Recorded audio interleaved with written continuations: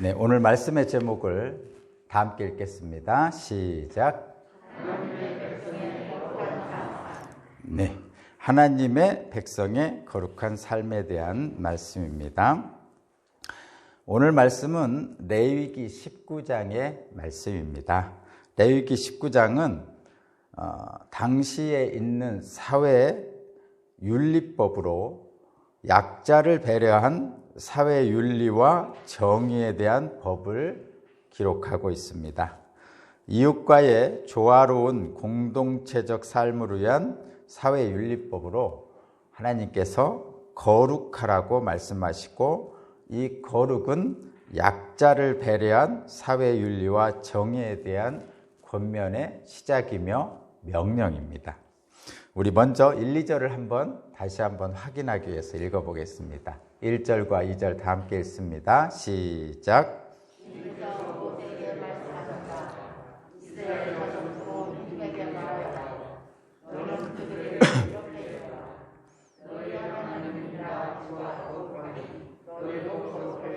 아멘.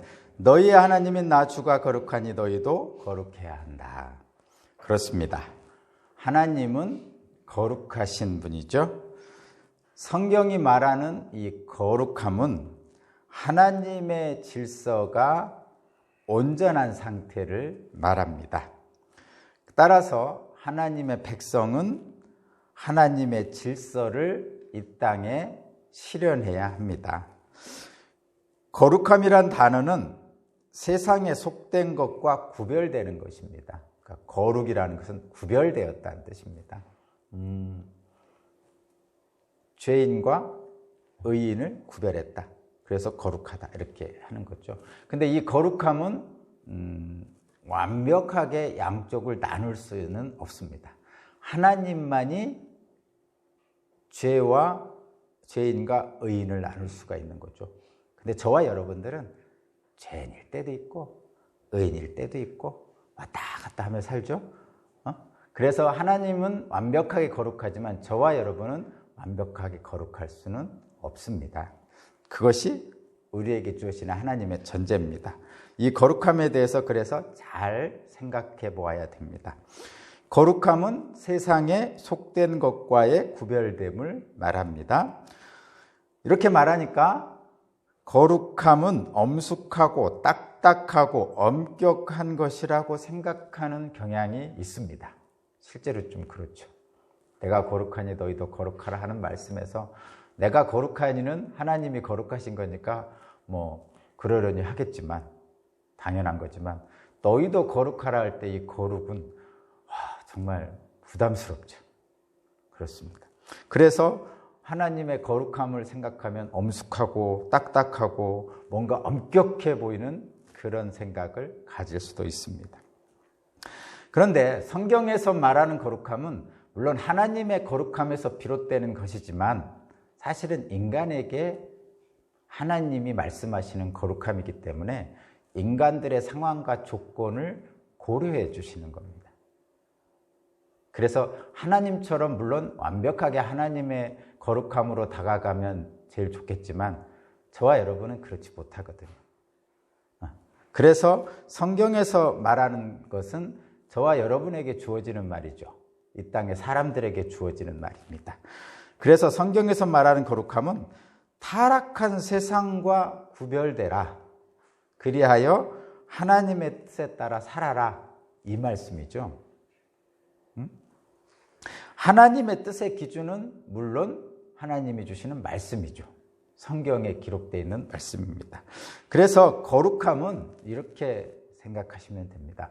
내가 거룩하니 해서 하나님의 거룩함을 우리가 완전하게 따라갈 수는 없습니다. 완전하게 성취할 수는 없습니다. 다만 하나님의 거룩함을 향해 나아가는 방향에 저와 여러분이 있는 거죠. 그 방향에 서 있습니다. 그리하면 하나님의 거룩함의 명령에 따르는 것이죠. 다른 사람을 자신의 탐욕을 채우기 위한 도구로 여기지 않는 것, 하나님의 거룩함으로 가는 길입니다. 소위 말해서 갑질하지 않는 것, 하나님의 거룩함으로 가는 길입니다. 좀 쉽죠, 이제는? 거룩함에 대해서 다시 한번 생각해 보고요.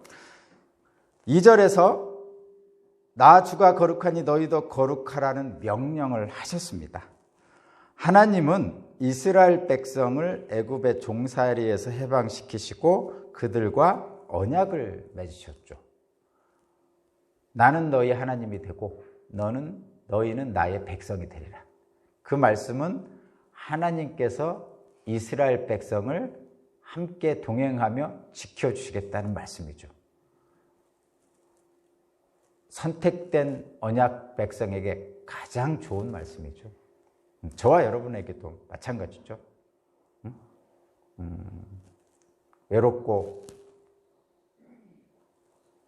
황량한 인생살이 속에서 늘 나를 지켜봐 주시는 누군가가 있다면 참으로 큰 힘이 되겠죠. 마찬가지입니다. 나는 너희 하나님이 되고 너희는 나의 백성이 되리라는 이 말씀에 따라서 이스라엘 백성에게는 늘 하나님이 함께 하신다는 것이죠. 저와 여러분에게도 그러한 것으로 믿으시기 바랍니다. 그렇다면 그러한 언약을 맺었어요. 하나님이 나의 하나님이 되시고 우리는 하나님의 백성이 된다는 언약을 했으니까 언약 백성으로서 이스라엘 백성들은 하나님의 말씀에 따라 살아야 되죠. 그것이 바로 계약 조건입니다. 말씀에 따라 산다는 것은 하나님의 거룩함을 따르는 거죠. 따라서 백성들도 거룩한 방향으로 나가야 됩니다. 오늘 본문은 그 거룩함을 성취하기 위해 언약 백성들이 나아가야 될 방향성, 계명들에 대해서 말씀하고 있습니다. 19장 1절에서 18절까지가 그런 겁니다. 제가 대충 한번 읽어드릴게요. 3절에 보면 부모 공경과 안식일을 준수에 대해서, 또 우상 금지에 대해서, 자비로운 추수법에 대해서, 도둑질과 거짓말 금지에 대해서, 거짓 맹세와 하나님 모독 금지에 대해서, 억압 착취 임금 체불의 금지에 대해서, 장애인에 대한 배려에 대해서, 불의하고 불공정한 재판 금지에 대해서, 비방과 원망 금지에 대해서입니다. 오늘 본문은 불공정한 재판 금지와 비방, 원망 금지에 대한 말씀만 저와 여러분이 나누겠지만, 이러한 하나님이 거룩하니 너희도 거룩하라는 이 하나님의 거룩함이 저와 여러분의 거룩함으로 이어지는 것은 하나님의 완전한 거룩함이 우리에게 이루어지기를 하나님이 뜻하시는 건 아니고 하나님의 거룩함의 방향으로 가기를 원하시는 하나님의 뜻입니다. 그러면 이 저와 여러분들에게 원하시는 하나님의 거룩함은 삶 속에서 나타나게 되죠. 그 거룩한 삶은 그래서 나 혼자만이 아니고 반드시 이웃과의 관계 속에서 만들어지게 됩니다. 그래서 거룩함은 긍휼함으로 연결됩니다. 하나님의 질서가 인간관계에서 이루어지면 인격적인 관계와 소통이 이루어집니다. 다른 사람을 나의 이익의 도구로 생각하지 않게 되는 거고, 아까 말씀드렸듯이 갑질하지 않게 되는 거죠. 그것이 하나님의 거룩함이 우리의 삶 속에 나타나는 구체적인 현실입니다. 서로를 이 손해와 이익에 따라 대하지 않고 사람과 사람으로 인격적으로 대하는 것입니다. 그래서 거룩함의 열매는 긍휼함과 사랑입니다. 특별히 오늘 9절과 10절에서 가난한 자들에 대한 책임에 대해서 말씀하고 있는데, 이 부분이 저희들이 이해하기가 제일 편하기 때문에 이 부분만 한번 보겠습니다. 우리 9절, 10절, 여러분 성경책에서 9절, 10절 찾아보세요. 한번 읽어보겠습니다. 9절, 10절. 자, 9절, 10절 읽겠습니다. 시작. 밭 구석구석까지 다 거두어 들여서는 안 된다. 거두어 들인 다음에 떨어진 이삭을 주워서도 안 된다. 포도를 딸 때에도 모조리 따서는 안 된다. 포도밭에 떨어진 포도도 주워서는 안 된다. 가난한 사람들과 나그네 신세인 외국 사람들이 줍게 그것들을 남겨두어야 한다. 내가 주 너희의 하나님이다. 아멘. 주 하나님의 내가 너희의 주 하나님이다라고 말씀하시면서 뭐라냐면 내가 너희의 주 하나님이니까 너희가 나를 주님으로 부르니까 너희들은 나의 말을 들어라. 이런 말씀이죠. 곡식을 추수할 때나 포도 열매를 거둘 때 가난한 자들을 위해 일부 남겨두라고 명령하신 거죠. 저 어릴 때는 서리도 했죠.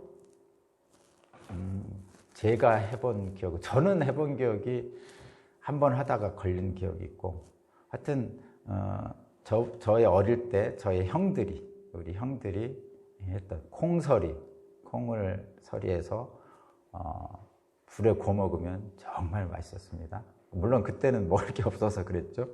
그다음에 고구마 서리, 제가 했던 가장 위험하고 무서웠던 서리 중에 하나는 과수원 사과 서리였습니다. 들켰죠, 당연히. 지금은 서리를 안 하죠. 옛날에 청년들은 닭서리, 닭을 어떻게 서리하는 거야?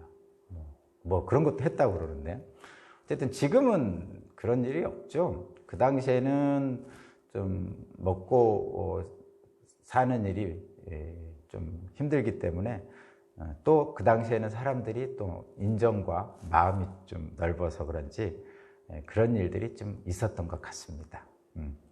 물고기 잡으러 다니면서 물고기를 끓여서 먹고 주변에 있는 사람들에게 나눠주고 이렇게 했던 것도 철렵이라고 그러나 잘 모르겠습니다만 그런 일도 있었고. 지금은 그렇게 안 하죠. 첫 번째는 좀 풍성해져서 뭐 서리 안 해도 살만하고, 물론 그렇지 않은 분도 있지만, 또 하나는 요즘은 남의 것에 손을 대는 것에 대해서 좀 각박하죠. 좀 뭐 하면 좀 난리 나잖아요. 서로 각자의 경계선이 좀 심하게, 자본주의가 좀 돈에 대한 인식이 각박해졌죠. 물론 잘 살게 되면서 더 그랬는지는 모르겠지만 옛날에 인심이 좀 그립기는 합니다. 어쨌든 오늘 본문 말씀은 그런 거죠. 곡식을 추수할 때나 포도나무 열매를 거둘 때 떨어뜨린 것 또는 밭 가장자리 이런 데는 하나씩 남겨두라고 그럽니다. 예전에 그 과일을 수확하고 끝에 있는 것은 남겨뒀죠. 까치밥이라고 그러나요? 그런 것처럼 밭 가장자리 추수하기 어려운 데에 곡식은 남겨두고, 또 추수하다가 떨어뜨린 이삭은 그냥 남겨두고, 또 포도나무 열매 중에도 뭐 좋은 것은 다 열매를 거두지만 그렇지 않은 건 남겨두라는 것은 가난한 자들을 위해서 일부 남겨두라는 거죠. 밭에 모퉁이를 남겨두고 떨어진 이삭도 줍지 말며 포도원에 떨어진 열매 역시 줍지 말라고 합니다. 가난한 사람과 나그네를 위해 남겨두라는 거죠. 요즘은 그럴 일이 없습니다. 그죠? 다 거둬야 되는 것이고. 그러나 이 말씀의 의미는 저와 여러분들이 좀 새겨 들었으면 좋겠습니다. 그래서 저희 교회에서도 기아대책이라고 해서 좀 기아에 좀 굶는 어린이들을 위해서 후원을 하고 있죠. 뭐 요즘도 이렇게 남겨두는 데는 없습니다. 잘 이렇게 수확을 해야 되죠. 쌀 한 톨이라도 귀하게 여겨서 잘 수확을 해야 됩니다. 그리고 요즘은 이삭 줍는 사람도 없고, 그렇죠. 대신에 여러 가지 도움을 주는 방법은 많이 있습니다. 그렇죠. 그러나 이 의미를 여러분 꼭 기억해야 되고, 이 의미는 하나님이 주시는 이 말씀은 이건 명령입니다. 그냥 해도 좋고 안 해도 좋고라는 말씀이 아니고 반드시 하라는 명령입니다. 그러니까 가난한 이웃에 대한 관심과 배려는 하면 좋은 것, 하지 않아도 뭐 괜찮은 것이 아니라 하지 않으면 죄를 범하는 것이라는 명령이에요. 이건 의무사항입니다. 여러분들 하나님을 따르는 믿음의 사람들로 다른 가난한 사람들을 생각하는 삶을 살아야 됩니다. 이건 명령이기 때문에 그렇죠.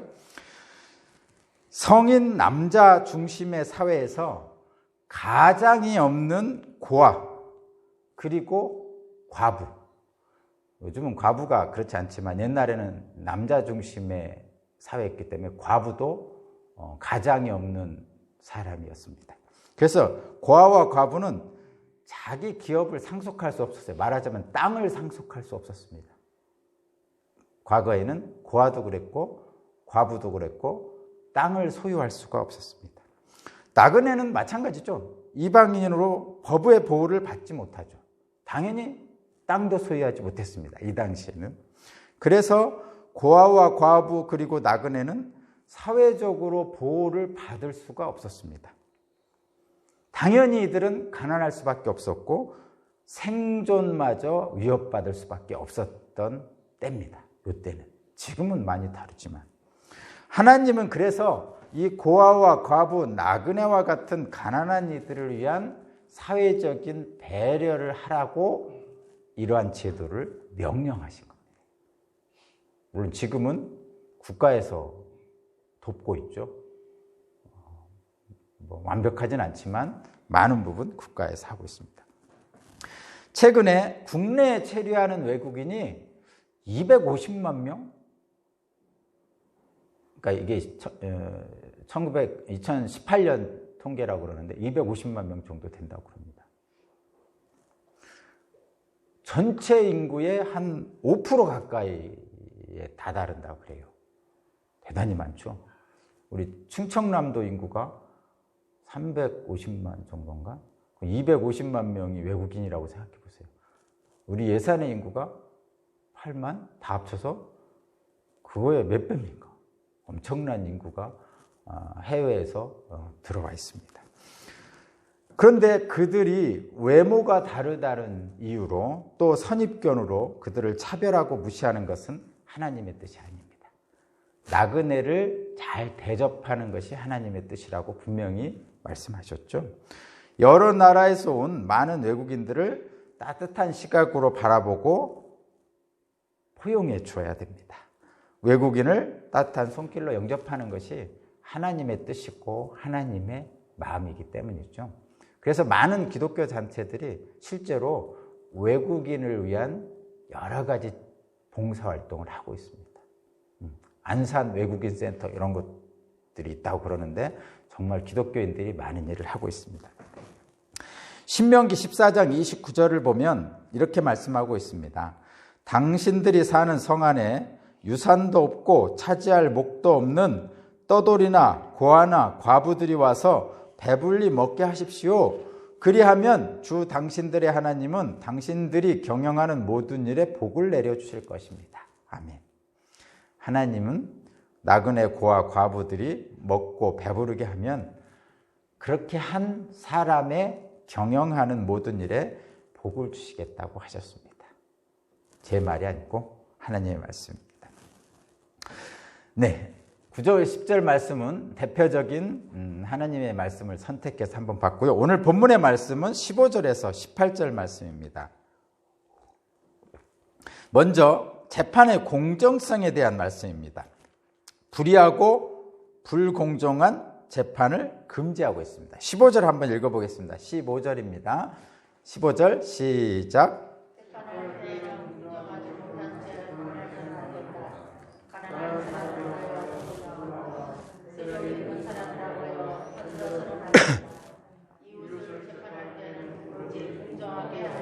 아멘.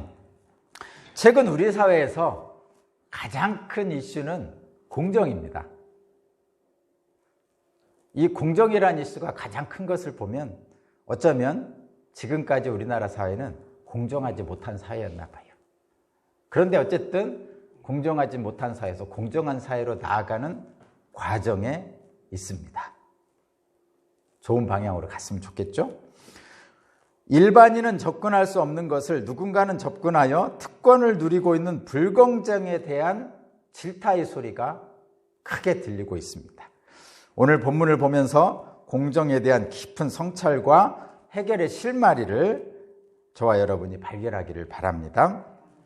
오늘 본문에서는 재판의 공정을 위해서 두 가지를 말씀하고 있습니다. 첫째는 가난한 사람이라고 하여 두둔하지 말라. 둘째는 세력 있는 사람이라고 하여 편들지 말라. 이렇게 말씀하고 있죠. 첫 번째, 가난한 사람이라고 하여 두둔하지 말라는 말씀은 가난하다는 이유로 동정하여 편애하고 호의를 베풀지 말라는 말입니다. 가난한 사람이라고 하여 두둔하지 말라는 이 본문 말씀이 여러분은 선뜻 받아들여지십니까? 뭔가 착한 일을 해야 되겠다고 생각하는 저와 여러분 속에서 마음속에는 가난한 사람을 두둔해 주는데 뭐가 잘못이야? 이렇게 생각할 수도 있습니다. 가끔 자동차 라디오에서 들려오는 소리에 귀를 기울인 적이 있습니다. 장애인 인식 개선이라는 3분 방송이었습니다. 장애인들이나 관련된 일을 하시는 분들이 출연해서 그들이 장애인 인식 개선에 대한 말씀을 하는데 가장 많이 하는 말은 이것입니다. 지나친 관심은 오히려 부담스럽다. 장애인 스스로 할 수 있는 일조차 도와주려고 하는 사람들이 많다. 그러나 장애인 스스로 할 수 있는 것은 그냥 할 수 있도록 옆에서 지켜만 보는 것으로 족하다. 지나친 환대는 오히려 차별이라는 것입니다. 다른 사람과 동등하게 대화하는 것으로 족합니다. 다만 불편한 것이 있을 때 그것을 배려해 주면 됩니다. 조금 불편할 뿐 함께 사는 사람으로 보는 시각이 중요하다는 것이죠. 오늘 본문도 그렇습니다. 가난한 사람이라고 하여 두둔하지 말라는 말씀도 그런 입장에서 이해할 수 있습니다. 가난한 사람은 사회에 부담을 주는 사람이라고 인식하는 것이 아니라 함께 사는 사회의 일원으로서 대우하는 것이죠. 그래서 지나친 환대는 오히려 차별이 될 수 있습니다. 잘 생각해 보시기 바랍니다. 둘째는 세력이 있는 사람이라고 하여 편들어서는 안 된다는 말씀입니다. 힘 있는 자를 두둔해서는 안 된다는 것입니다. 당연한 것이죠. 언약 공동체의 이 사회의 안녕과 질서를 위해서뿐만 아니라 건강한 사회를 유지하기 위해서는 공정이 중요하죠. 특별히 공정한 재판이 중요합니다. 재판에서 공정함이 중요하죠. 과거에 유전무죄, 무전유죄라는 말이 있었습니다. 이런 말이 터져나오는 사회는 부조리한 사회죠. 옳지 못한 사회입니다. 그렇다고 해서 가난한 자의 형편은 봐주고 부한 자는 가중처벌하는 일도 발생해서는 안 됩니다. 참 첫 번째 가난한 자를 두둔하지 말라는 말씀과 좀 맥이 통하는 것이긴 하지만 한데 가난하다고 해서 형편을 봐주고 부자라고 해서 가중처벌하는 것은 옳지 않습니다. 최근에 공정을 주장하면서 너무 과도하게 가난한 자는 봐주고 부자는 가중처벌하려는 사람들의 인식이 좀 있습니다. 근데 그것은 옳지 않은 거죠. 재판할 때 약자에게 치우치는 것도 잘못이고 재판할 때 강자에게 치우치는 것도 잘못이라고 말씀하시는 거죠. 가난하다고 동정하여 편들지 말고 세력이 있는 자라고 편들지 말고 오직 하나님의 공의의 법대로 판단하라고 명령하신 겁니다. 재판의 기준은 재판을 받는 사람이 누구냐에 따라서 달라져서는 안 된다는 겁니다. 재판을 받는 사람이 누구냐에 따라서 달라지는 세상이죠. 그럴 수밖에 없죠.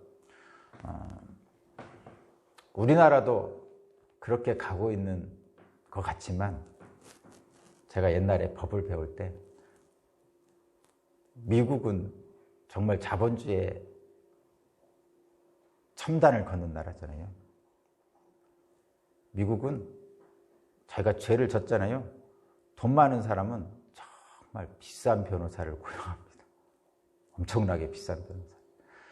돈 없는 사람은 변호사를 고용을 못하죠. 그래서 국선 변호인이라고 국가에서 지원해주는 변호사를 합니다. 근데 국선 변호인이 받는 급여는 국가에서 주니까 얼마 못 받죠.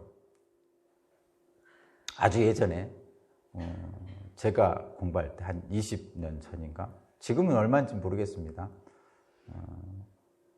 공무원 초봉이 한 100만 원 정도 될 때 한 20만 원 받았나 그런 것 같아요. 하여튼 지금은 얼마인지 제가 모르겠습니다. 국선 변호인. 근데 정말 부자들은 엄청난 돈을 변호인에게 지급합니다. 그러면 물론 변호인은 최선을 다해야 되겠죠. 그래서 실제로 미국은 돈이 많은 사람은 유죄여도 진짜 무죄로 나오고, 돈이 적은 사람은 국가의 공정한 법 집행에만 의지할 수밖에 없는 그런 판례들이 좀 있습니다. 제가 공부할 때 좀 배웠는데, 어쨌든 재판을 받는 사람이 누구냐에 따라서 달라져서는 안 된다는 것이 하나님의 뜻입니다. 여러분은 비록 세상은 그렇게 될지라도 거룩하라 하신 하나님 말씀에 따라서 저와 여러분은 상대방이 누구냐에 따라서 판단 기준이 달라지면 안 된다는 겁니다. 우리 목사님은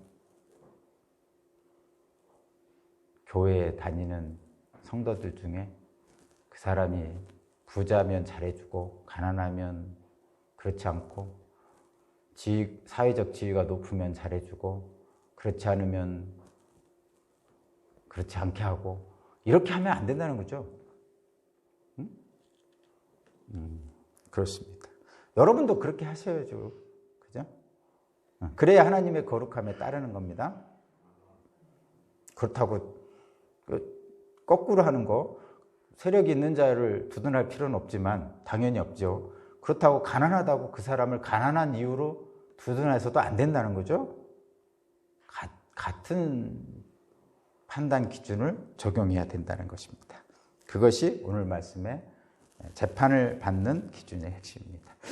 두 번째는 16절인데 제가 읽어보겠습니다. 16절. 이 사람 저 사람에게 나무를 헛되는 말을 퍼뜨리고 다녀서는 안 된다. 너는 또 내 이웃의 생명을 위태롭게 하면서까지 이익을 보려 해서는 안 된다. 나는 주다. 하나님이 거룩한데 하나님의 선택된 백성인 저와 여러분이 거룩함에 따라 살기 위해서는 자기 욕심을 채우기 위해 다른 사람에게 피해 주는 것은 하지 말자는 거죠. 뭐 당연한 일입니다. 세 번째 17절 18절입니다. 17절 18절 함께 읽어보겠습니다. 17절 18절 시작. 너는 동족을 미워하는 마음을 품어서는 안 된다. 이웃이 잘못을 하면 너는 반드시 그를 살려야 한다. 그래야 너는 잘못 때문에 질 책임을 벗을 수 있다. 한 백성끼리 앙심을 품거나 원수 갚는 일이 없도록 하여라. 다만 너는 너의 이웃을 내 몸처럼 사랑하여라. 나는 주다. 아멘. 앙심을 품거나 원수 갚는 일을 하지 말고 이웃을 내 몸같이 사랑하라는 말씀입니다. 결과적으로는 원수를 사랑하라는 말씀이죠. 근데 제가 이 말씀을, 원수를 사랑하라는 말씀, 이건 오늘 말씀은 레위기에 있는 구약의 계명의 말씀이고 신약 성경에 있는 예수님께서도 말씀하셨죠. 원수를 사랑하라. 근데 이 원수를 사랑하라는 말씀을 들을 때마다, 읽을 때마다, 이 말씀을 하나님께서 제게 주실 때마다 참으로 쉽지 않은 말씀임을 생각합니다. 참으로 쉽지 않습니다. 그 어려운 것을 어떻게 하느냐고 제가 하나님께 수없이 물어봤습니다. 여러분도 혹시 그렇지 않으세요? 실제로 이게 가능한 겁니까? 라고도 하나님께 물어봤습니다.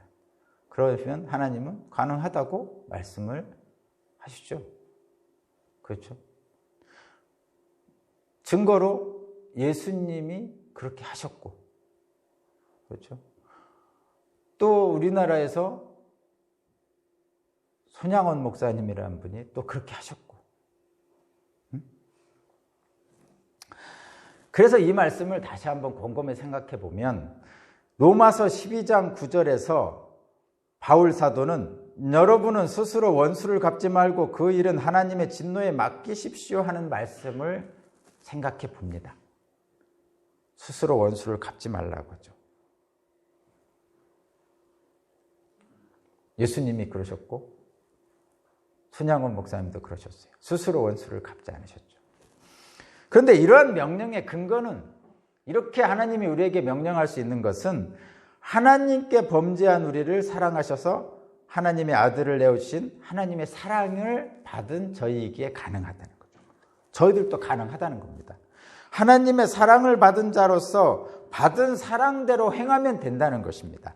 원수 갚는 것은 하나님의 권한이니까 하나님께 맡기고, 우리는 오직 하나님의 사랑을 받은 자로서 사랑하는 권한을 주셨다는 겁니다.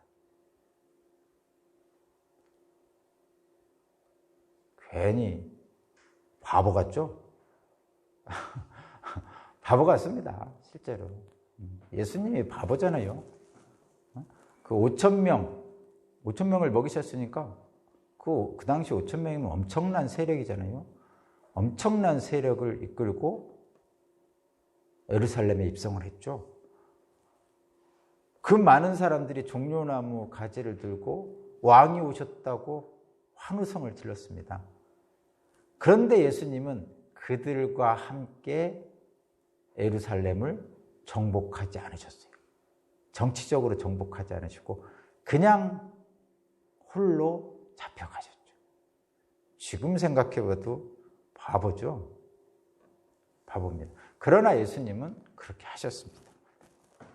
오직 원수 갚는 것은 하나님의 권한이고 예수님의 권한은 오직 사랑하는 것밖에 없었습니다. 저희들도 마찬가지입니다. 좀 어려운 얘기 한마디만 하고 넘어가겠습니다. 철학자 임마누엘 칸트는 가언 명령과 정언 명령이라는 것을 했습니다. 가언 명령은 너 만약 행복해지려면 이렇게 해라, 이런 말씀이고, 정언 명령은 그런 것과 관계없이 무조건 절대적으로 이렇게 하라, 이런 걸 정언 명령이라고 합니다. 이 정언 명령을 도덕 법칙으로 말을 했는데, 정언 명령에 두 가지 원칙이 있습니다. 제가 한번 그냥 읽어보겠습니다. 기억할 건 없지만, 첫째는 도덕 법칙으로 내 의지의 도덕률이 언제나 동시에 보편적 입법의 원리가 되도록 행해하라. 둘째는 내 자신에게나 다른 사람에게나 있어서 인격을 언제나 동시에 목적으로 대화하고 수단으로 대하지 말라. 이렇게 두 가지 원칙을 말했습니다. 도덕 법칙이에요. 그런데 저는 칸트 철학을 잘 알지는 못합니다만, 다만 너의 이웃을 내 몸처럼 사랑하라는 오늘 말씀에 그 칸트의 모든 법칙이 다 포괄된다고 생각합니다. 남이 나에게 해줬으면 하는 마음 그대로 남에게 해주라는 말입니다. 예를 들면 이런 거예요. 내가 무거운 짐을 옮기고 있을 때 누군가 나를 좀 도와줬으면 좋겠다 하고 생각하는 것처럼 누군가 무거운 짐을 들고 있으면 기꺼이 도와주라는 것이죠. 또 내가 힘들고 외로울 때 누군가 나와 함께 있어주고 위로해 주었으면 좋겠다라고 생각하는 것처럼 누군가 힘들고 외로울 때 함께 있어주라는 것입니다. 그래서 이웃사랑은 자기 사랑이 기준이에요. 내 몸같이 이웃을 사랑하는 거예요. 이웃사랑은 어떻게 하나? 자기 사랑이 기준입니다. 그리고 자기 사랑하듯이 이웃을 사랑하는 것이죠. 사실 차별하는 거, 누군가를 혐오하는 거, 누군가를 괴롭히는 거, 또는 무관심한 거, 이런 것들은 쉽습니다. 이런 것들은요, 배우지 않아도 저절로 나옵니다. 굳은 의지도 필요 없습니다. 뒷담화 할 때 여러분 그냥 나오잖아요. 여러분 누군가 뒷담화할 때 그냥 나오잖아요. 누군가 험담할 때 그냥 나옵니다. 차별, 혐오, 괴롭힘, 무관심은 쉽습니다. 어쩌면 사탄이 쉽게 만든지도 모릅니다. 그러나 사랑은 쉽지 않습니다. 그 그래서 하나님은 사랑이시라 하나님의 거룩한 모습입니다. 사랑하려면 참아야 하고, 사랑하려면 배워야 하고, 사랑하려면 의지를 갖고 해야 됩니다. 그래서 사랑은 의지가 있는 사람이 합니다.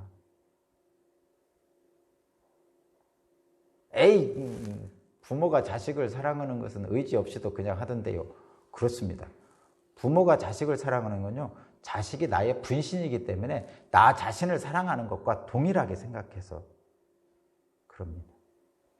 그렇죠. 자식을 위해서 목숨을 버리는 것은 사실은 자기 자신을 위해서 목숨을 버리는 것 똑같습니다. 근데 한 단계만 살짝 비틀어 봐요. 부모를 위해서 목숨을 버리는 것은 대단히 칭찬받죠. 그래서 부모를 위해서 목숨을 버린다든가 효를 하면요, 홍살문이라고 옛날엔 지어줬잖아요.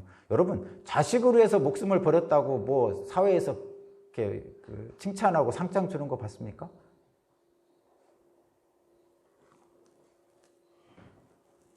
그래서 나 자신을 사랑하는 거 말고 다른 사람, 이웃을 사랑하는 것은 심지어는 부모조차도 사랑하기가 어려운 거죠. 오죽하면 홍살문 효행상을 주겠습니까? 그러면 부모도 아닌 형제 또는 이웃을 어떻게 사랑합니까? 그래서 하나님은 사랑이시라 하나님의 거룩함을 따라가기가 쉽지 않습니다. 참아야 하고 배워야 하고 의지를 갖고 행해야 됩니다. 그런데 그 길을 행하신 예수님이 바로 저의 주님이시죠. 그래서 그 주님께서 내가 거룩하니 너희도 거룩하라고 따라오라고 하시는 거죠. 그런데 그 길이 어렵지만 할 수 있다는 것을 증명해 주셨거든요. 저와 여러분은 기독교인이고 예수님을 주님으로 믿는 사람들입니다. 그래서 우리는 말씀에 따라서 이웃을 사랑할 수 있는 능력을 받은 사람들이에요. 못할 것 같죠? 원수를 사랑하라? 힘들어. 그런데 막상 해보면 됩니다. 그것이 기독교인의 특권입니다. 능력입니다. 왜냐하면 저와 여러분은 하나님의 자녀이기 때문이죠. 때로는 세상을 살면서 길을 잃고 헤맬 때도 있고, 때로는 실수하여 죄를 범하기도 합니다. 인간이란 게 그렇습니다. 아무리 고매해 보이는 분도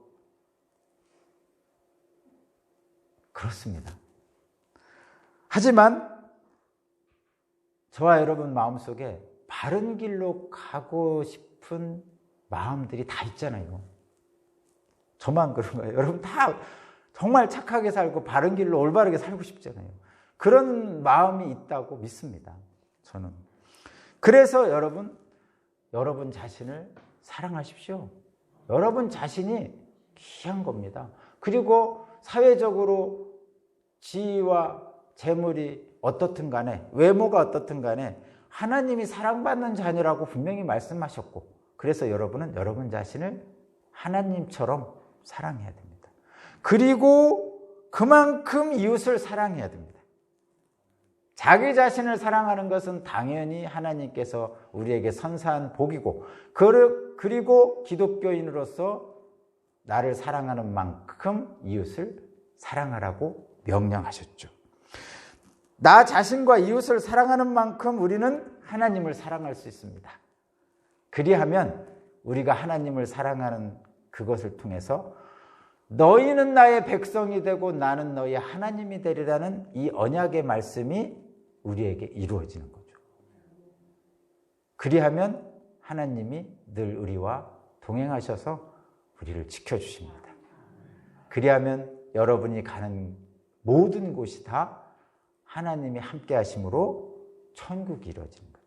이 땅은 힘들고 어렵지만, 넘어지고 쓰러질 때도 많지만 하나님의 도우심과 함께하는 저와 여러분은 그래서 구원받은, 택함받은 백성입니다. 기쁨과 즐거움과 환희로 서로를 환대하는 귀한 주님의 자녀로 살길 원합니다. 기도드리겠습니다. 은혜가 풍성하신 하나님, 우리 오산교회 공동체가 주님 안에서 거룩하고 순결하게 살아갈 수 있도록 지켜주옵소서. 복된 삶은 지식과 경험에서 나오는 것이 아니라 하나님의 거룩함에서 나옴을 깨닫습니다. 말씀을 삶으로 살아내며 모든 상황에 감사함으로 주님과 동행하는 참된 성도가 될 수 있도록 인도하여 주옵소서. 예수 그리스도 이름으로 기도합니다. 아멘.